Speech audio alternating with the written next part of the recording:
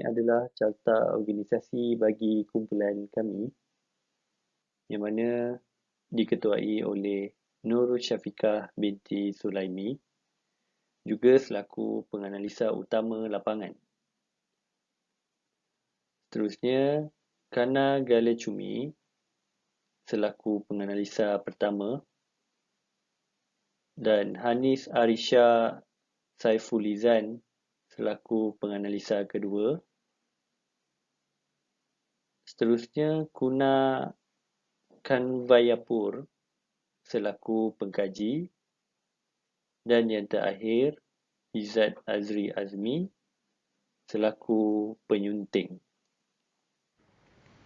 Ringkasan atau abstrak yang dapat kami paparkan dalam kajian kami adalah indikator hubungan sosial dalam masyarakat Malaysia sentiasa menunjukkan dalam keadaan pasang surut.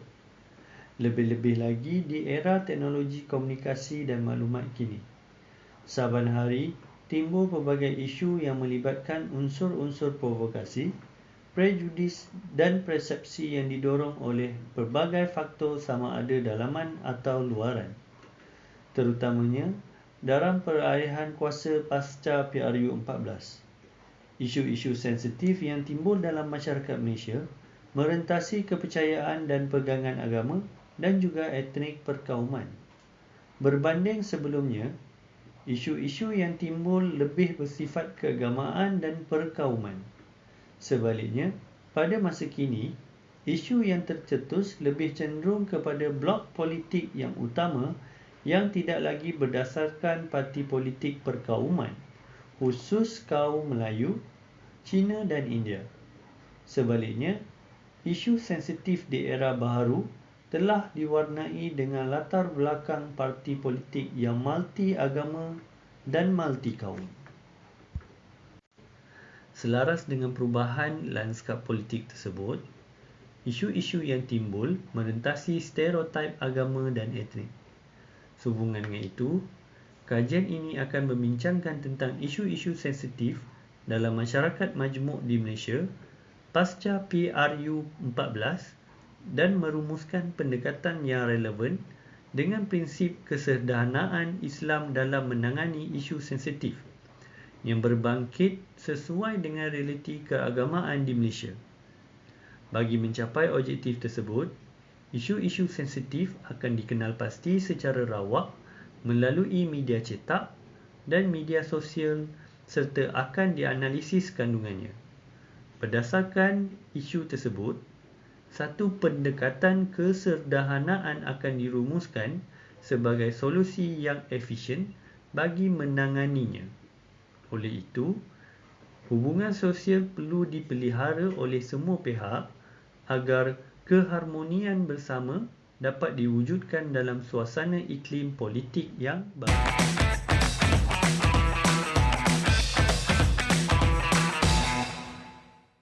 Assalamualaikum warahmatullahi wabarakatuh. Nama saya Hanis Arisha binti Saifulizan daripada Seksyen 41. Hari ini saya akan membentangkan tentang pengenalan isu perkauman dalam realiti kehidupan masyarakat majmuk Malaysia. Manusia merupakan makhluk konflik, iaitu makhluk yang sentiasa mencari perbezaan dan persaingan sama ada dalam pertentangan fizikal ataupun idea baik dalam tujuan yang positif maupun negatif. Sebagai gejala sosial, konflik akan selalu ada pada setiap masyarakat kerana perbezaan ciri personaliti dan persefahaman. Lagi-lagi apabila Malaysia merupakan antara salah satu negara yang susah ditadbir oleh kerana popularitinya yang rata-rata daripada pelbagai kaum, bahasa dan agama.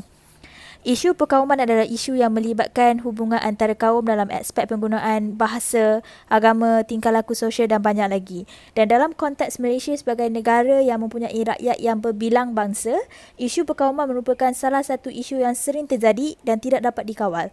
Antara isu-isu yang melibatkan perkara yang sensitif dalam Malaysia adalah berkaitan dengan hak-hak keistimewaan Melayu, status Bumiputera, bahasa Melayu sebagai bahasa kebangsaan dan perkara-perkara yang stereotip. Isu perkauman dan isu sensitif ini boleh menggugat perpaduan dan keharmonian antara kaum, dan dengan sikap tidak bertanggungjawab, sesetengah individu yang ada yang mencetuskan dan menyebarkan isu perkauman telah mewujudkan situasi huru-hara kepada negara dan juga ancaman ketenteraman awam. Okey, seterusnya adalah berkaitan dengan objektif kajian tugasan ini. So, objektif tugasan ini adalah untuk mengenal pasti cabaran dan juga penyelesaian dalam isu perkauman dalam realiti kehidupan masyarakat majmuk di Malaysia. Pada umumnya, kajian dan tugasan yang dilaksanakan ini dapat mengkaji tentang tahap kesedaran rakyat Malaysia terhadap isu perkauman yang semakin menjadi-jadi di negara ini, dan secara khususnya objektif kajian ini adalah terbagi pada 3, iaitu yang pertama adalah untuk mengkaji tahap kesedaran masyarakat terhadap isu mengenai perpaduan kaum, politik, ekonomi dan agama dalam perkauman di negara berasaskan kaum yang berbeza. Dan yang kedua adalah untuk mengkaji tahap kesedaran masyarakat akan inisiatif kerajaan dalam mengatasi isu perkauman di negara ini. Dan yang terakhir sekali merupakan untuk mengkaji persepsi masyarakat dari segi jantina dan umur yang berbeza tentang tahap perpaduan dan keharmonian antara kaum di negara ini. Persoalan kajian. Terdapat banyak persoalan yang timbul sebenarnya bila dikaitkan dengan isu perkauman, dan persoalan kajian ini muncul daripada penelitian dan pengamatan yang telah kami buat terhadap isu-isu perkauman yang dilaporkan oleh media dan akhbar. Namun begitu, yang menjadi persoalannya adalah adakah isu yang dipaparkan oleh media masa itu benar atau sahih dan atau sebaliknya. Dan isu yang dipaparkan oleh akhbar seperti yang boleh kita dilihat pada hari ini lebih kepada kepentingan politik dan juga keperluan penggunaan kuasa golongan yang tertentu. Oleh yang demikian, pertimbangan inilah yang harus diberi perhatian dan juga penelitian oleh media masa sebelum diterbitkan sebagai bahan bacaan oleh rakyat. Seterusnya ialah persoalan tentang peranan kerajaan dan juga ahli politik dalam memberi kesedaran dalam konteks perpaduan di dalam kalangan masyarakat majmuk Malaysia. Peranan kerajaan dan juga ahli politik amat besar, dan seperti contohnya adalah dengan memberi contoh yang baik kepada rakyat. Tetapi terdapat juga ahli politik yang mengambil sambil lewa dan mencetuskan sesetengah isu sensitif dalam kalangan pengikutnya, seterusnya telah menggugat ketenteraman negara. Apakah langkah pencegahan yang boleh diambil oleh kerajaan untuk membentuk masyarakat yang majmuk, dan apakah ciri-ciri terbaik yang seharusnya ada di dalam personaliti ahli politik? Dan persoalan yang terakhir adalah tentang apakah yang harus dilakukan oleh individu untuk tidak memprovok atau percubaan membesar-besarkan tentang isu-isu sensitif di Malaysia. Rakyat sebenarnya memainkan peranan yang sangat besar dalam pencegahan isu perkauman dan dalam memecah belahkan keharmonian negara. Hormat menghormati dan juga saling memahami budaya dan agama satu sama lain amatlah penting dalam konteks kehidupan masyarakat majmuk di Malaysia ini. Dan yang akhir sekali adalah tentang kepentingan kajian. Kajian ini dilaksanakan diharap dapat membantu dalam memahami pola pemikiran dan kefahaman rakyat dalam isu perkauman di kalangan masyarakat majmuk Malaysia. Dan tindakan susulan yang wajar diambil oleh kerajaan adalah dengan mengambil tindakan yang lebih serius terhadap individu yang mencetuskan isu perpecahan dan perkauman di negara, dan dengan memberi lebih kesedaran dan kempen berkaitan dengan perpaduan negara dengan harapan ia dapat memupuk semangat perpaduan yang tinggi dalam kalangan masyarakat.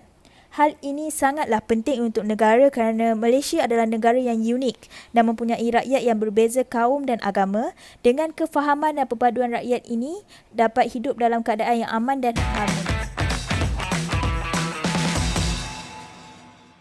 Salam sejahtera.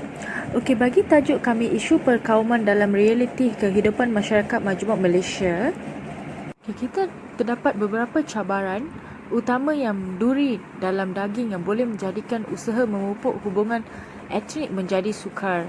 Walaupun cabaran ini mungkin nampak kecil dan sepertinya tidak mengganggu mengugat keharmonian negara, namun ia masih menjadi api dalam sekam yang mungkin secara sedikit demi sedikit mengakis keamanan dan keharmonian hubungan di antara etnik-etnik di Malaysia. Pertama sekali, cabaran dari segi politik. Politik sememangnya penuh kontroversi di mana terdapat pelbagai individu yang mempunyai pelbagai tujuan dan kepentingan. Parti-parti politik ini wujud demi mempertahankan dan memperjuangkan hak rakyat dan demi negara, namun wujud begitu di zaman sekarang. Sebenarnya perkara ini tidak wujud, dan jika benar-benar ada sekalipun, susah ditemui. Cabaran timbul kerana setiap kaum diwakili oleh parti politik sendiri dan bertujuan memelihara hak kaum, memperjuangkan nasib dan menyuarakan pendapat mereka. Namun begitu, terdapat pemimpin yang bermain takdir kotor dan mengasut meracuni pemikiran rakyat dan mengapi-apikan sentimen perkauman demi kepentingan mereka. Okey, selain dari segi politik, kita juga ada cabaran dari segi ekonomi. Okey, dari segi ekonomi, yang paling nyata adalah perbezaan dari segi pekerjaan di mana perbezaan ini diwujudkan oleh pihak British melalui pecah dan perintis seperti mana yang dinyatakan sebelum ini.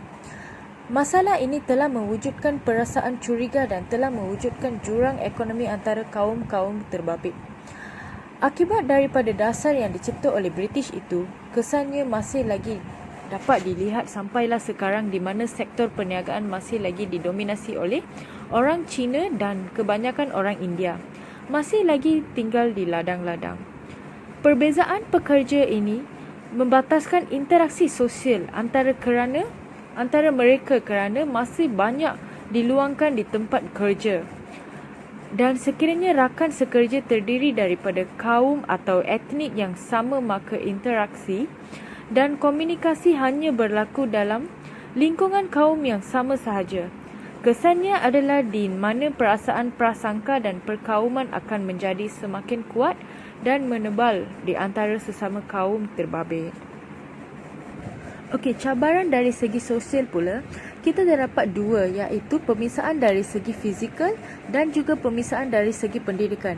Okey, pemisahan dari segi fizikal, dia British telah menyediakan segala kelengkapan termasuk sistem pendidikan di tempat yang diasingkan ini.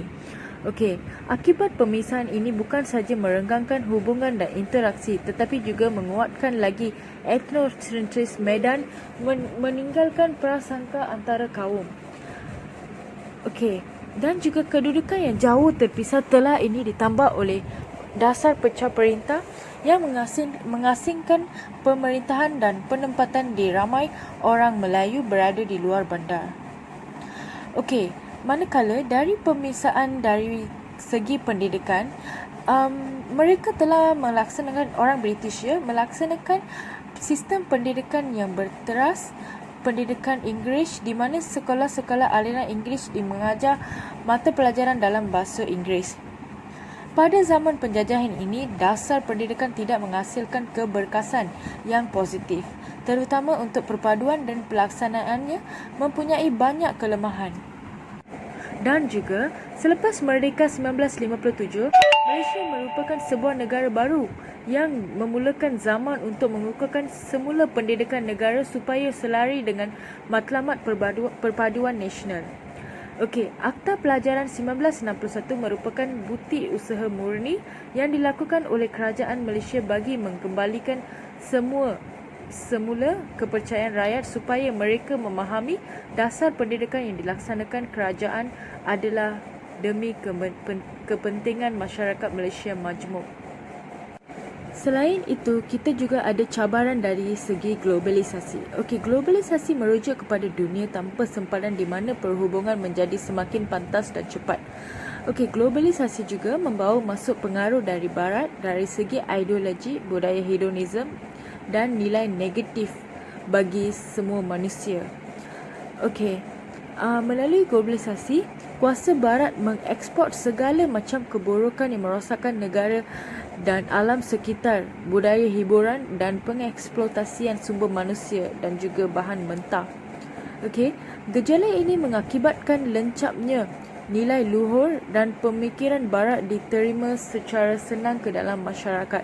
Di samping itu, rakyat ini juga terikut-ikut tanpa mempelajari dengan lebih tenang sesuatu perkara. Contohnya dalam budaya punk, dibawa oleh barat sebenarnya waktu wujud satu falsafah yang boleh adaptasi bagi meningkatkan semangat patriotik.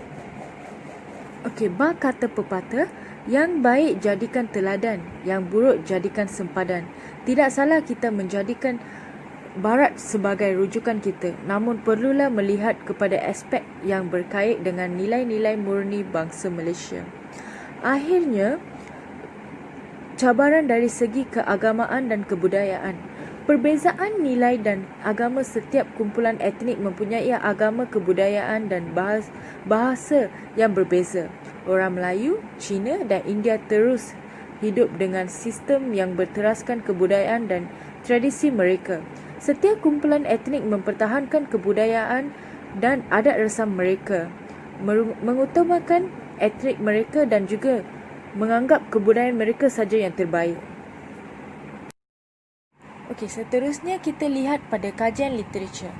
Kajian literatur ada banyak kajian yang berkaitan dengan isu-isu perpaduan kaum telah dilakukan di Malaysia. Namun, isu-isu yang berkaitan dilihat cepat berubah kerana dipengaruhi oleh perkembangan semasa. Okey, dua perkara utama yang dilihat pada isu tersebut ialah faktor ekonomi dan politik. Mana isu ini sering menjadi asas kepada perhubungan kaum serta perpaduan di Malaysia. Kajian yang dilakukan oleh Ibrahim pada tahun 1980 juga menumpukan kepada soalan penghayatan identiti nasional dalam kalangan pelajar. Pelbagai kaum antara lain mendapati kebanyakan kaum bukan Melayu kurang mempunyai sikap positif dalam proses pembinaan negara bangsa. Manakala Tan Chee Beng pada tahun 1982 melihat perspektif hubungan etnik di Malaysia berfokus kepada dua kelompok utama dilihat, iaitu masyarakat Cina dan Melayu. Hubungan antara dua kumpulan masyarakat ini sering turun naik tetapi sangat penting dalam menentukan keseimbangan politik dan sosioekonomi. Namun, Ko Tek Pok dalam Sarjit dan Lee pada tahun 2008 menyatakan bahawa meskipun Malaysia memiliki satu model politik yang ampuh untuk masyarakat majmuk, bertunjangkan gabungan parti-parti politik. Seterusnya, Denison Jayasuriya pada tahun 2010 menekankan bahawa perpaduan nasional merupakan tema utama dalam pembinaan negara, terutamanya negara merdeka. Dengan mempunyai masyarakat dan pelbagai perkongsian sebagai mekanisme utama mencapai perpaduan tersebut. Dikatakan bahawa peranan kerajaan yang memerintah adalah penting untuk menganjur atau mengeratkan program merangsang minda rakyat supaya rakyat faham dengan jelas matlamat sesuatu dasar program di kalangan kita. Hal ini mungkin boleh dikaitkan dengan pengamalan konsep satu Malaysia sekarang. Assalamualaikum. Nama saya Nur Safika binti Sulaimi. Saya akan membentangkan bahagian persoalan dan analisa kajian. Saya mulakan dengan demografi responden, peringkat umur. Kami jalankan kaji selidik ini kepada pelbagai peringkat umur. Hasil kajian menunjukkan majoriti yang menjawab soalan daripada lingkungan 20 hingga 30 bersamaan 67.9%. Manakala minoriti yang menjawab soalan kami adalah daripada lingkungan umur 51 dan ke atas bersamaan dengan 3.5%. Bangsa. Kaji selidik ini kami jalankan kepada pelbagai bangsa dan jumlahnya lebih kurang sama rata. Data yang kami peroleh adalah seperti berikut. Melayu 12 orang mewakili 42.90%, India 7 orang dan Cina 7 orang mewakili 25% setiap satu dan lain-lain 2 orang 7.10%. Seterusnya, agama.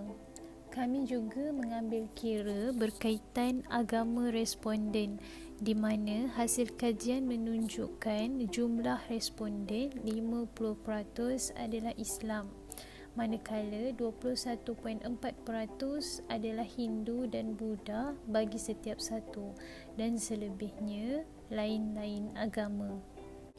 Okey, sekarang kita masuk kepada bahagian analisa kajian. Soalan pertama adalah kebebasan penggunaan bahasa ibunda mewujudkan keterasingan sosial dalam masyarakat majmuk di Malaysia.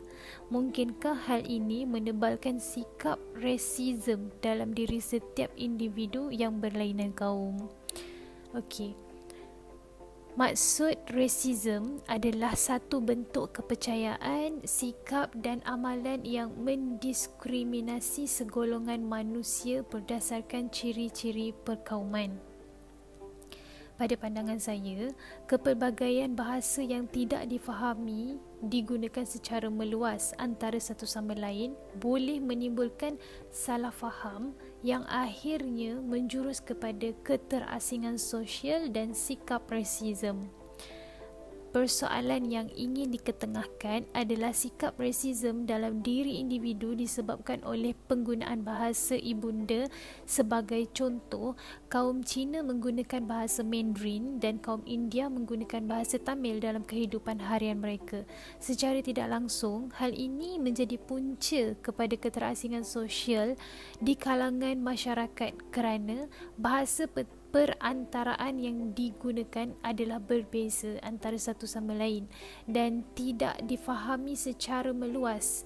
Akan tetapi, berbeza situasinya dengan bahasa Melayu yang digunakan secara meluas dan menjadi bahasa kebangsaan di Malaysia seperti yang termaktub dalam Perkara 152 dalam Perlembagaan Malaysia.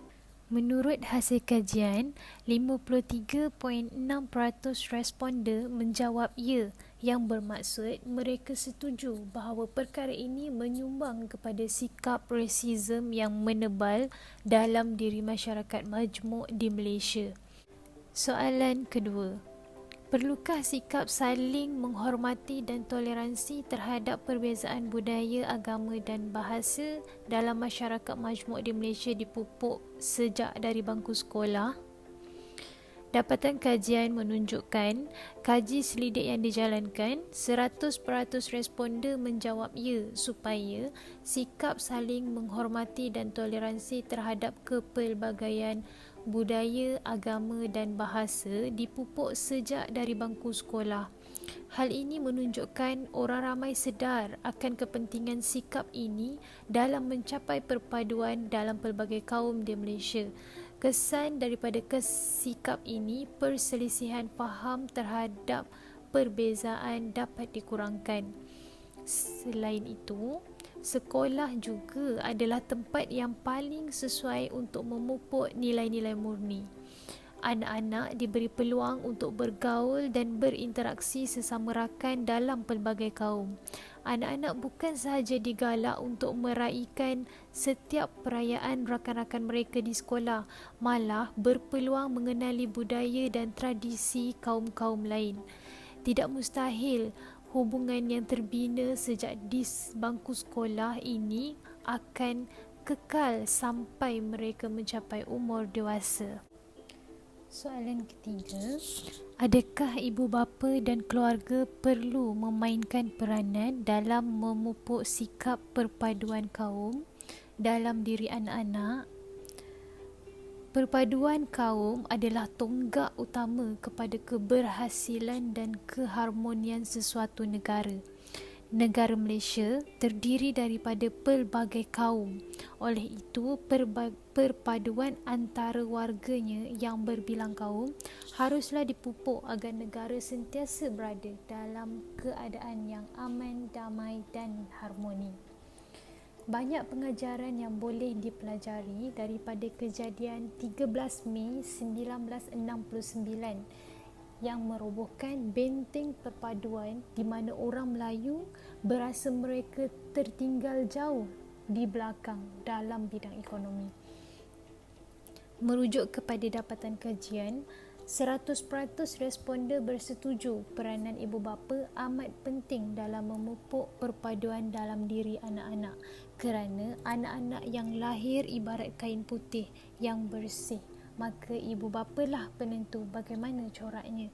Justru itu, ibu bapa perlu memberi pendedahan yang meluas kepada anak-anak berkaitan perlunya perpaduan antar kaum di Malaysia supaya keharmonian antar kaum dikecapi hingga masa hadapan. Soalan 4, bahasa perantaraan di sekolah jenis kebangsaan dan sekolah kebangsaan adalah berbeza. Adakah ia merupakan kurangnya interaksi antar kaum? Menurut hasil kajian, 67.9% responden menjawab ya secara tidak langsung mereka setuju bahawa bahasa perantaraan yang digunakan di antara sekolah jenis kebangsaan dan sekolah kebangsaan mengurangkan interaksi antara kaum. Hal ini demikian kerana tidak semua kaum memahami bahasa yang digunakan masing-masing, menyebabkan pergaulan mengikut kaum kerana bahasa perantaraan. Secara tidak langsung, jurang antara kaum semakin melebar walaupun masih di bangku sekolah kerana tidak dapat berkomunikasi dengan baik. Perkara sebegini tidak seharusnya berlaku jika perpaduan rakyat menjadi keutamaan negara. Tidak salah memberi kebebasan dalam kepelbagaian, akan tetapi bahasa Melayu perlu dimartabatkan, terutamanya di sekolah jenis kebangsaan, selari dengan matlamat negara dalam mencapai perpaduan kaum. Soalan 5. Mungkinkah sikap masyarakat kini yang mudah percaya dengan berita atau posting yang berbaur perkauman di media sosial salah satu faktor jurang perkauman semakin melebar? Okey, dapatan kajian menunjukkan 92.9% bersetuju dengan persoalan yang dikemukakan. Seperti yang kita ketahui, ramai masyarakat kini hidup dalam kepesatan teknologi. Jika dahulu sukar untuk kita memiliki telefon, hari ini semua peringkat umum memiliki telefon bimbit. Bahkan tanpa telefon, apalah erti hidup kita hari tersebut? Dengan telefon ini, kita dapat membaca berita dan mengetahui isu semasa yang sedang berlaku. Tapi isu-isu yang berbaur perkauman di media sosial juga menyumbang kepada jurang perkauman yang boleh merosakkan keharmonian antara kaum. Contohnya, jika seseorang itu berkongsi berita yang tidak benar dengan orang lain yang mengakibatkan orang tersebut terpengaruh dan terpedaya dengan propaganda seseorang yang tidak diketahui niatnya, secara tidak langsung keharmonian antara kaum itu akan tergugat. Soalan ke-6. Kini makin banyak isu mempersendakan agama Islam sehingga menaikkan kemarahan orang Melayu. Adakah hal ini boleh dikaitkan dengan isu perkauman? Maksud kaum mengikut Kamus Pelajar Bahasa Malaysia cetakan ke-9 adalah golongan orang sebagai sebahagian daripada satu bangsa besar, suku kaum. Kaum juga boleh diiktiraf sebagai perkataan lain bagi bangsa. Hasil kajian menunjukkan 82.1% menjawab ya tentang hubung kait agama dan isu perkauman yang acap kali berlaku di negara Malaysia. Perkara sebegini tidak asing bagi sesebuah negara yang memiliki pelbagai kaum dan agama kerana kurangnya pendedahan terhadap perbezaan yang dimiliki masyarakat majmuk dan sikap hormat menghormati kurang ditekankan dalam jiwa setiap individu. Contohnya, baru-baru ini terdapat satu video yang tular di media sosial di mana lelaki berbaju hitam dan berseluar pendek melakukan perbuatan solat sambil ketawa dan dirakam oleh rakan wanitanya serta dimuat naik dalam Instagram miliknya.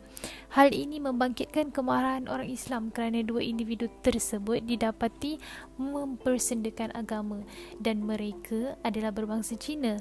Selain itu, perkara ini dikaitkan dengan perkauman sehingga menyebabkan majoriti orang Melayu pandang serong kepada orang Cina.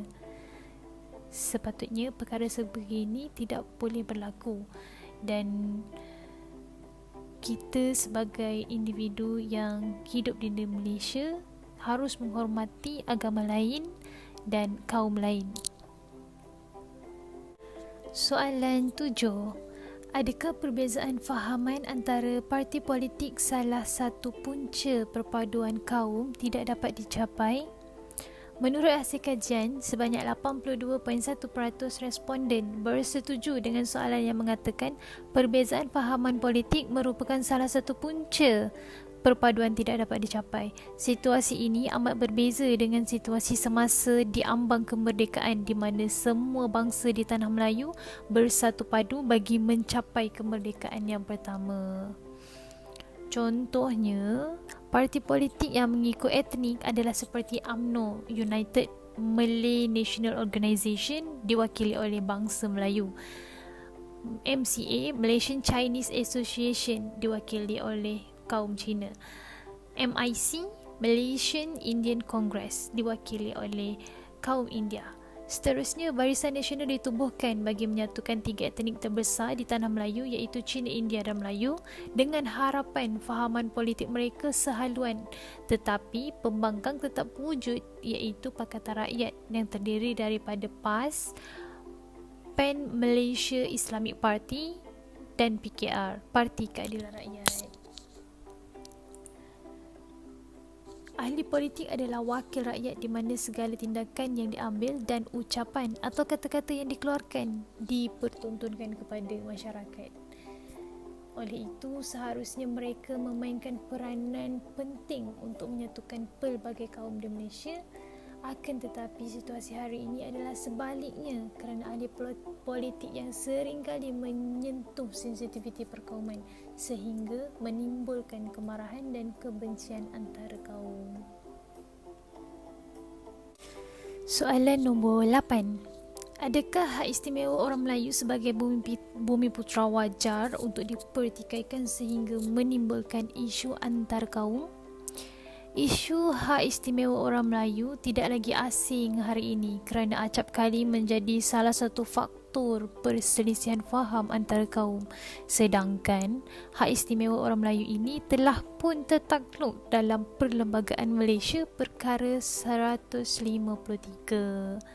Sebanyak 78.6% responden mengatakan tidak wajar hak istimewa Melayu dipertikaikan sehingga menimbulkan isu antar kaum. Justru itu, setiap individu haruslah memahami kandungan perkara 153 dalam Perlembagaan Malaysia supaya tidak lagi mempersoalkan. Seharusnya etnik lain lebih tahu sebab mengapa hak istimewa Melayu diperuntukkan agar tidak lagi memperjuangkan sesuatu yang sia-sia. Janganlah kita menjadi orang seperti menegakkan benang yang basah. Soalan nombor 9. Melayu malas dan India kaki mabuk serta Cina kaki judi. Benarkah stereotip ini mampu mempengaruhi pandangan kita terhadap kaum lain dalam kehidupan harian? Stereotip bermaksud kenyataan umum yang negatif terhadap sesuatu kumpulan etnik. Hasil kajian menunjukkan 57.1% mengiyakan stereotip ini mampu mempengaruhi pandangan negatif sesama kaum. Bahkan perkara sebegitu turut mencalarkan imej antara kaum, sedangkan sikap itu bergantung kepada setiap individu. Tidak seharusnya kita menilai orang lain dengan kesimpulan majoriti. Ibarat kerana nilai setitik rosak susu sebelanga. Pada pandangan saya, janganlah kita menilai seseorang tanpa mengenalinya terlebih dahulu kerana setiap individu ini diciptakan dengan keunikan masing-masing. Hari ini, ramai Melayu berjaya sebagai bukti mereka tidak malas. Misalnya, Nilofa dan Datuk Alif Shukri. Jika India kaki mabuk, maka tiada India yang berjaya di Malaysia. Akan tetapi sebaliknya, ramai usahawan India yang telah berjaya. Antaranya ialah Ananda Krishnan yang tersenarai dalam 10 orang terkaya di Malaysia. Ananda Krishnan mengusahakan Maxis dan Astro. China sebagai kaki judi tidak dapat kita buktikan kerana ramai usahawan Cina yang berjaya di Malaysia. Contohnya seperti Robert Kwok, iaitu pengeluar gula terbesar di Malaysia. Soalan nombor 10. Adakah perbezaan budaya di Malaysia boleh menimbulkan isu perkauman? Seramai 28 responden menjawab kaji selidik 78.6% menafikan budaya memberi impak negatif kepada isu perkauman. Sewajarnya, budaya bukan salah satu faktor yang boleh membangkitkan isu perkauman. Contoh budaya berbeza mengikut etnik adalah seperti sewaktu perayaan masing-masing dapat kita lihat masa Tahun Baru Cina, kaum Cina memakai cheongsam atau baju warna merah dan ada tarian singa.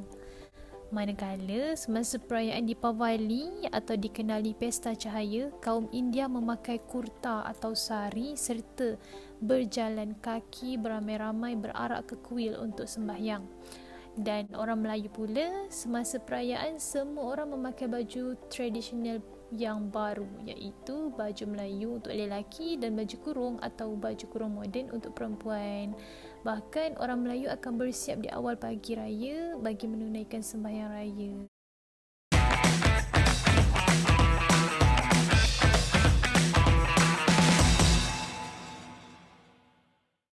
Kesimpulan yang dapat dicerapkan di sini, di mana faktor yang mempengaruhi perwujudan isu perkauman dalam realiti masyarakat majmuk di Malaysia, di mana dalam isu politik, sesetengah parti politik itu mencuri peluang dengan mengada-ngadakan atau membangkitkan mengenai kelebihan sesuatu kaum atau bangsa itu supaya ianya mendapat perhatian kepada sesuatu kaum yang lain, yang mana perkara tersebut adalah sesuatu yang telah dipersetujui pada peringkat terdahulu. Soal ekonomi juga memainkan peranan penting dalam kemasyarakatan berbilang bangsa dan kaum yang sering menjadi perbandingan sehingga timbul isu perkauman di mana kedudukan sesuatu kaum atau bangsa itu amat berbeza antara satu sama lain. Kefahaman masyarakat juga tidak kurangnya jika dirujuk kepada hasil kajian lapangan kepada 28 responden mendapati kesedaran kepada peranan ibu, bapa dan guru-guru pada peringkat permulaan adalah sangat penting. Diterapkan dan diisikan dengan nilai-nilai murni perkauman dan saling hormat-menghormati sesama masyarakat. Masih terdapat perselisihan pendapat di mana kesan penggunaan bahasa ibunda serta stereotip bangsa itu mempengaruhi sehingga menimbulkan isu perkauman dalam masyarakat.